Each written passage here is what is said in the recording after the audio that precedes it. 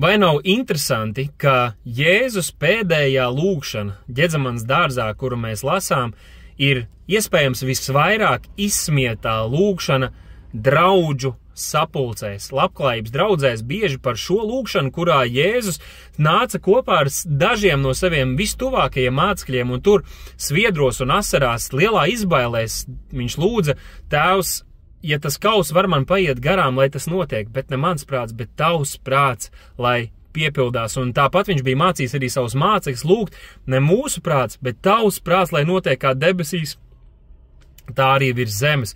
Un tik daudz esmu dzirdējis gan Latvijā, gan arī ārzemēs svētrunas, kurās burtiski tiek izņirta visa šī doma, kāda Jēzus mums modelēja, kad mēs nododam savu gribu Dieva gribai. Jā, mēs varam lūgt to, ko mēs gribētu, to, kā mēs saprotam, kā būtu pareizi, bet tomēr būtu jābūt šai atziņai: Dievs, bet ne tas, kā es gribu, bet tomēr, lai tavs prāt, es padodos tavai gribai. Apostols Pāvils vairākās vietās raksta: jā, ja Dievs dos, ja Dievs atvērs durvis, ja Dievs tā būs lēmis, tad mēs dosimies, tad mēs tiksimies. Bet ir kādi, kas saka: nu mums, kāpēc, lai mēs teiktu, ja Dievs dos, jo viņš jau visu ir pateicis. Mums vienkārši pašiem ir jādara un jāsaka visu, ko mēs gribam, ko mēs teiksim, un ļoti ticēsim, tas viss notiksies.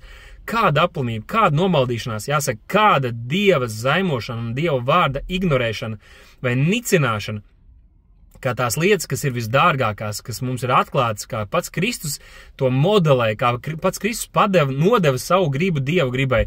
Mēs par to pasmējamies, sakam: nē, mūsu griba ir stiprāka par Dieva gribu, par Jēzus gribu. Tā kā mēs pateiksim, tā notiks, un tā arī visam ir jānotiek.